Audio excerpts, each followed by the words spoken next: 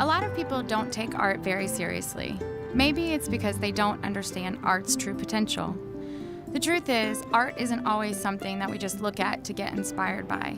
In some cases, it can actually save lives. Normally, a single operating table that you'd find in a hospital in the United States would cost between $28,000 and $30,000. That's a price that developing countries really can't afford. But our goal is that they can afford ours. It turns out that in those countries, it's not unusual that a hospital would have a surgical table if they have a surgeon, but frequently they don't have two. So I put together a team in the daVinci Center, which had just begun, made up of art students, business students, and engineering students. They had to go out and shop and design the table around the components. So the real breakthrough was a Saturday expedition to AutoZone.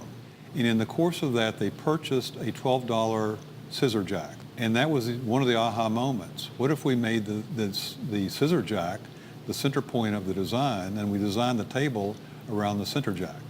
So the second aha moment was that they all went to IKEA together. And in IKEA, they went with a purpose of seeing, how does IKEA make these flat pack things? And from that experience, they came back and decided that the surgical table needed to fold into a square. So out of all that came this surgical table, which in fact could be manufactured for less than $500. It could be sold for more than that, but the core cost was that.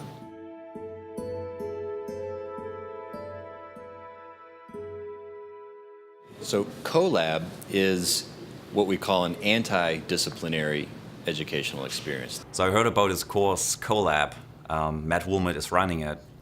And they presented us to different ideas. I had no idea what I was getting into. A student entering their first year of a 4-year education may have an understanding of the jobs that are out there, but by the time they finish 4 years later, there are going to be a whole range of new jobs and new careers that have emerged in that short period of time thanks to new technology. So we became aware of an emerging technology that was coming out, Google Glass. And one of the things that we came up with was healthcare. So I had the chance through CoLab to work with the medical school and with people who worked there, the physicians, and they had a problem of communication. So what our students learned is that many hospitals still have an archaic way of communicating. For example, beepers, which display no information about a patient's vitals, whether it's an emergency situation or otherwise. Because we knew about Google Glass, our students saw potential for a platform to be developed where vital information could be transmitted to teams of doctors who could respond to a serious situation.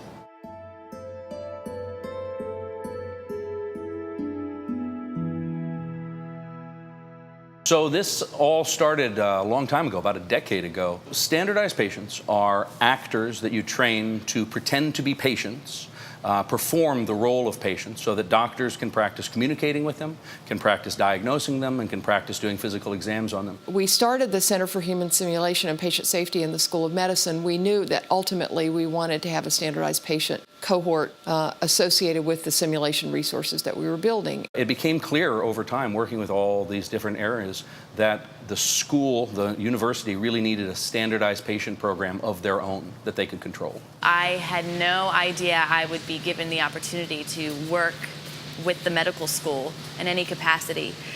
And the standardized patient program really provided that opportunity for me to be able to deal with doctors and even have to provide them with feedback and train them to improve their experience with patients.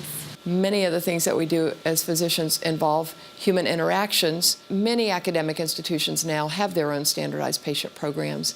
Not many of them use actors. Whatever ailment or symptom I'm given as a standardized patient, I have to make sure that I am convincing and even make it difficult and challenging for the doctors. And we are really one of the few programs to grow out of a collaboration specifically with the theater department. We now have 65 actors, standardized patients, 2 full-time people, $300,000 annual budget, and we conduct training for nearly every aspect of the School of Medicine.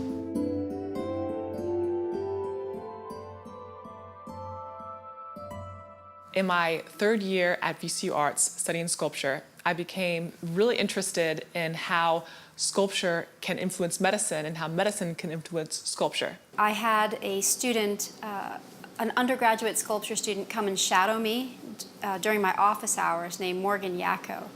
And during her time spent with me in the office, I got to know a lot more about both the specific sculpture program and the resources available. She called me and she said, Morgan, I think I have a use for your sculpture skills in the operating room. I have this case of conjoined twins. They are conjoined at the abdomen.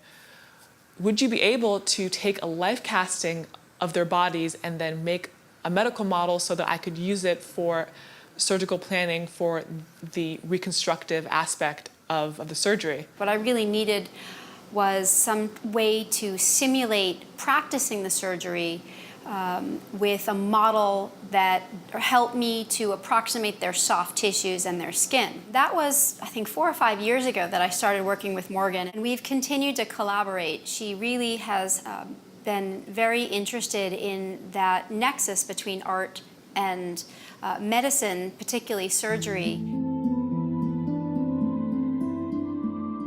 There is a cross-pollination of ways of viewing problems, which is more important than ways of solving problems. At first it was like so far out and we thought, why are we the right people for that?